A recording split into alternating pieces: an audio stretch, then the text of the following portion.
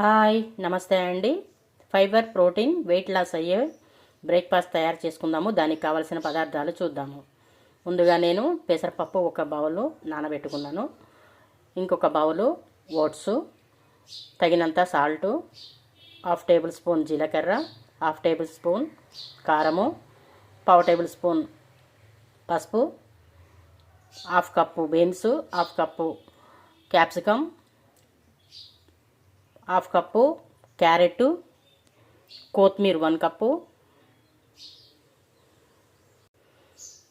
అవిసె గింజల powder 2 spoons, కొంచెం జీరా పౌడర్, కొంచెం ధనియా పౌడర్, పచ్చిమిర్చి ఒక 4 సన్నగా కట్ చేసుకున్నవి, అల్లము ఒక చిన్న ముక్క సన్నగా కట్ చేసుకున్నది, ఎల్లిపాయలు సన్నగా కట్ చేసుకున్నవి ఒక 3. ఇప్పుడు తయారు చేసుకోబోయే విధానము చూద్దాము. ఇప్పుడు ఒక మిక్సీ జార్ తీసుకొని ఈ నానబెట్టుకున్న పెసరపప్పు మెత్తగా గ్రైండ్ చేద్దాము. ఈ విధంగా గ్రైండ్ చేసుకున్నాం కదా, ఇప్పుడు ఒక బౌల్లో తీసుకుందాము. ఇలా బౌల్లో తీసుకున్న తర్వాత అన్నీ 1 బై 1గా వేసి మొత్తం కలిపెడదాము. ఓట్స్, బీన్స్, క్యారెట్ అన్నీ వేసి ఈ విధంగా కలియపెట్టాము కదా, ఒక 5 మినిట్స్ నాననిద్దాము. మంచిగా ఓట్స్ కూడా నానుతుంది. మనకి మంచిగా చిన్న చిన్నగా కట్లైట్స్గా చేసుకునేదానికి మంచిగా వస్తుంది. ఇప్పుడు ఒకసారి మూత తీసి చూద్దాము నానిందో లేదో. వావ్, చూడండి ఎంత మంచిగా నానింది కదా. మనం కట్లెట్ చేసుకునే దానికి కూడా చాలా మంచిగా వస్తుంది.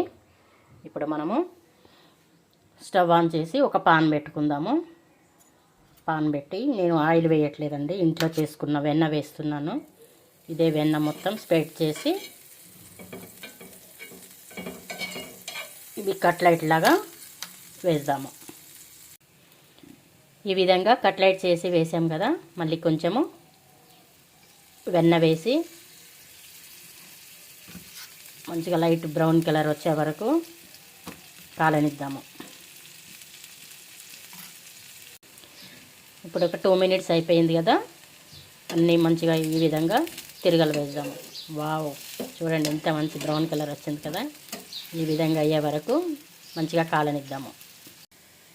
చూడండి ఈ విధంగా రోస్ట్ అయినాయి కదా. ఇప్పుడు స్టవ్ ఆఫ్ చేసేసి ఒక ప్లేట్లో సర్వ్ చేసుకుందాము.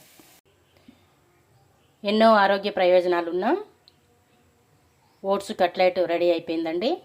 ఇప్పుడు దీని కాంబినేషన్ టమాటా చట్నీ పెట్టి తిందాము. చాలా సూపర్గా ఉంటుంది. పిల్లలైనా పెద్దవాళ్ళైనా అందరు తినవచ్చు. మీకు నచ్చితే ఒక లైక్ చేయండి. Thank you.